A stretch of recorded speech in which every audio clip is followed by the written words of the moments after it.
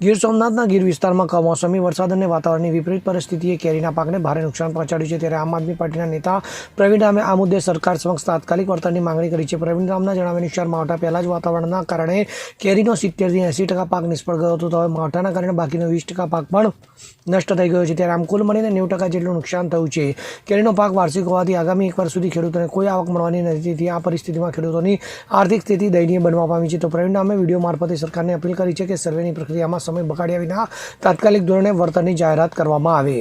Bureau report CN24 news. હવે જુઓ દેશ દુનિયાની તમામ ખબરો તમારી આંગળીના ટેરવે. ઉઠાવો મોબાઈલ અને Google Play Store પરથી ડાઉનલોડ કરો અમારી CN24 ન્યૂઝ મોબાઈલ એપ.